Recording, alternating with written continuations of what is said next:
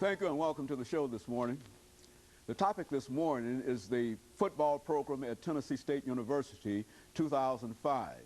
And we're fortunate this morning to have as our guest the new head coach at Tennessee State University, Coach James Webster. And of course, Coach Webster, let me welcome you to the show this morning. Thank you. And to tell you, Coach, how very, very delighted we are that you were able to accept our invitation. Because what we'd like to do today is to simply give you an opportunity to talk about your background, your education, and some of the things that were important in terms of you coming to Tennessee State University, and it will make our audience aware of the new head coach at Tennessee State University. And so, Coach, let's see if we can start that by having you to talk about your background, your education, and your experiences, and then we'll move into other areas. Okay, first, I'm a native of Winston-Salem, North Carolina.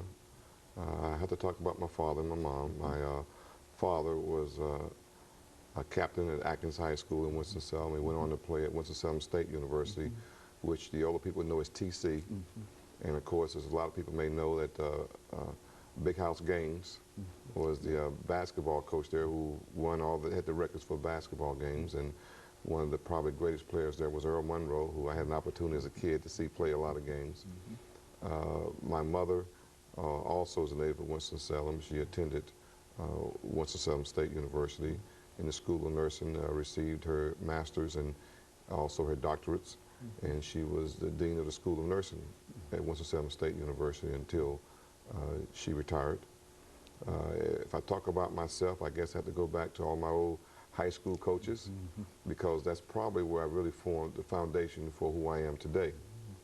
I can go back to a coach by the name of Henry Jones, Coach Green, and Coach Warren. And of course, this was during the time when you didn't have integration for the high schools. They were all black elementary schools and high schools.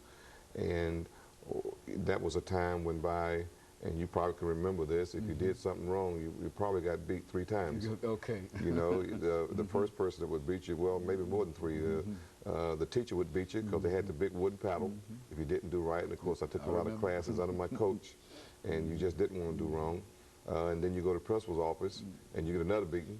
And then when you got home, you got another beat.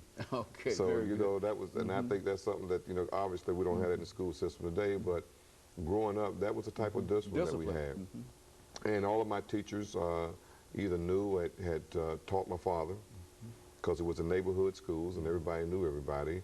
And because my father had been a good athlete in the school and everybody knew him, they say, you know, you're James' little boy. I say, yeah, well, I'm big now. Okay. You know, but there was high expectations of me because my father had basically set the standards. And all the coaches I had in high school were discipline type coaches.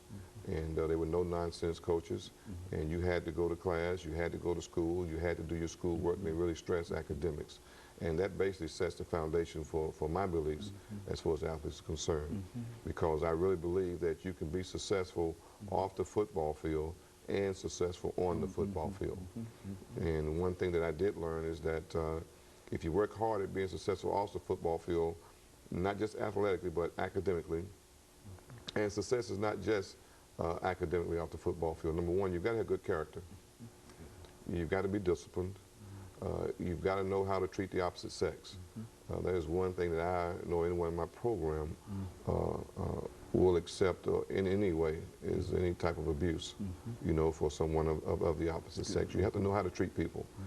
You have to be respectful to people, regardless. I told my football team in my first meeting that you will respect the people that prepare the food.